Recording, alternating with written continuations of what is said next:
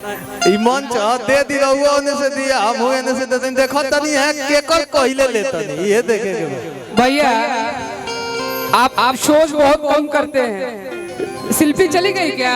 ना शिल्पी हम ना मेरे विजय भैया बहुत शोज कम करते हैं, लेकिन आज जब परीक्षा ले रहे हैं नहीं तब हम इनका देखा था नहीं, इनका रोज तो हमरे से मिले के कि ऐसन का जरा लगा का होई जब देखी न केहू कर से ऐसन रूपवा सजावल का होई जब देखी न केहू कर से जब देखल चाही तू कहेलू नहीं जब देखल चाही पहले के कर ले करू वही तू समझा अब ये देखे दिल धड़कन बहुत जोर से ये गलत बात बा भाई। अच्छा तब ठीक कहीं नहीं ए गोलू भैया रुकी तब ना अरे की गोरी हो ठीक न कैलू काम गड़बड़ा दिहल ए कहीं ना तू पे तू भैंसा लड़ा ए कहीं ना तू पे तू भैंसा लड़ा पहले कहे थे कि सोच समझ के गुलाब पहले किसी का लीजिएगा, लेकिन बड़ी तेज नहीं इस सोचने के दोनों के बराबर में मामला दो सरवा मन में इनका खटका का गुलाब दूर ये गोवा के पोछ पटका गुलाब दूर ये गोवा के पोछ अरे कितू के चक्कर में ना हमार चक्कर में तो छोड़िए था।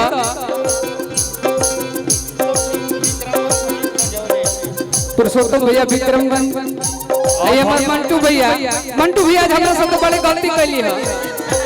संजीत सजोली पुरुषोत्तम भैया ये मंटू भैया ये क्षेत्र में आई तो हमने के ही क्या बात है क्या बात गार्जियन बाप माई सब बनी, लेकिन ई मामला दोसर बा मन में इनका खटकता अब कहले तब हम बस हम सिर्फ निशा के लिए आके बैठे थे। अरे कि दू लाठी दूर एगो आके पोछ पटकाता अरे कि तू विजय के चक्कर में बिकू के गड़बड़ा दिहलू ना कि तू विजय भैया के चक्कर में बिकू के गड़बड़ा दिहलू, लेकिन पता है ना अरे कि तू तो भैंसुर के चक्कर में मरद के भूला गई अरे ये कहीं ना तू पदू भैंसा लड़ा ये कहीं ना तू पदू भैंसा लड़ा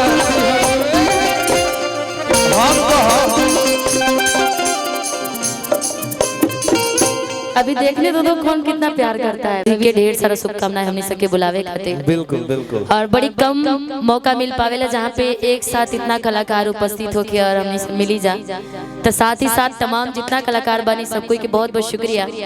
और मंच पे अभी हमारा साथ साझा करे तनी हमारे प्रिय मित्र जिनका कि हम हमेशा अपन हीरो बोलीला विजय चौहान जी, हम लोग के अपन हीरोइन बोलीला रउआ आईनी है तबे हम कहनी कि आज के ड्रेस यूनिक बावे, आज बहुत खतरनाक रउआ लागत नहीं। हाँ जी सच में सुंदर लग रही हो। एक बार हेलियो से बोल दो भैया। नहीं आगे चल के पूछते हैं ना कैसी लगी हो जी? अगर तनी मनी सितारा रही तो हमरा में सितारा तनी मनी रही तो कलर एकदम मैचिंग रहल। बाप रे अभी बिजली ना गिरल? अब गिरी बिजली जी देखिए हलो पत्थर मत पड़े लगो। मली रउआ इतना तारीफ करेला ओ तारीफ ऐसे तो हमनी सके कलर वाकई सेम बावे तनी मनी हमर गाढ़ा बा तनी मनी फीका बा लड़के के अकॉर्डिंग से है रउआ लड़का के हिसाब से सिंपल बावे, लेकिन मान ली रउआ नियर पति मिल जाए ना जी तो पत्नी कितना खुशनसीब हुई है नो। हाँ तनी आवाज निकालो भाई। एक खसिया हमरो भइल बा सेम कोड देते रहिएगा। कि सांवली सुरतिया कि मोहनी मुरतिया कि बड़ा नीक लागेला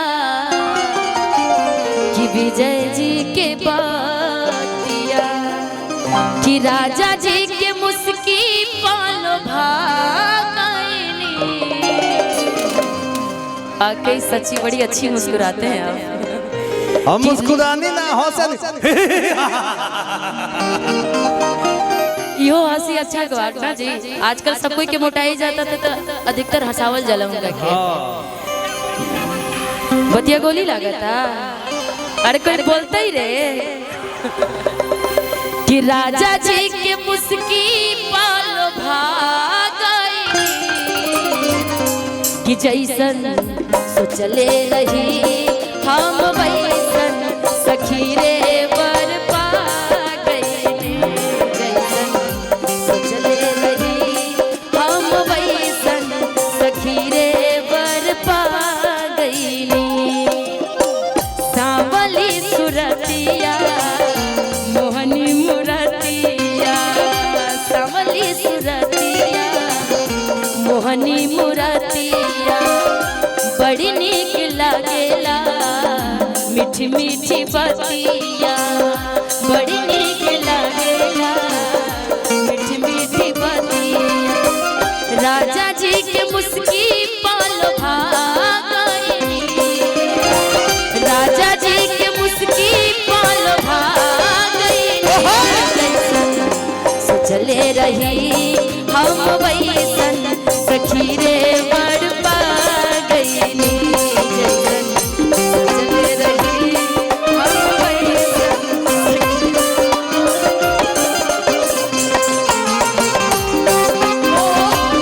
चढ़ा देंगे। भैया भैया गोलू भैया हम कहब कि तोहरा छतिया से सट के सुनती धड़कन तोहार कि इहे मन करेला हमार भगवान हमके काहे न हमिया बनवले तोहार भगवान हमके काहे न हमिया बनवले तोहार। जैसन सोचले रहनी जैसन सोचले रहनी वैसन पियवा मोर बाड़े सांवर न गोर बाड़े। जैसन सोचले रहनी वैसन पियवा मोर बाड़े सांवर न गोर बाड़े। थोड़ा पातर छिता कि थोड़ा पातर छीतर मोट थोड़े थोड़ बाड़े सबसे बिजोड़ बाड़े। जैसन सोचले रहनी वैसन पियवा मोर बाड़े सांवर न गोर बाड़े हो।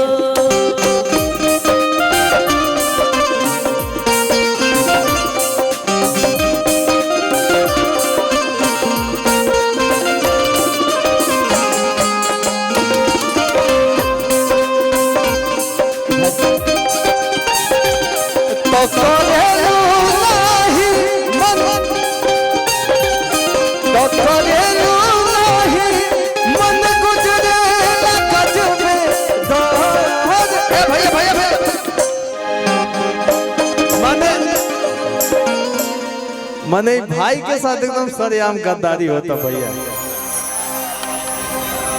काजी ठीक काम करते रहे। अब तो मेरे साथ भी गद्दारी करवे।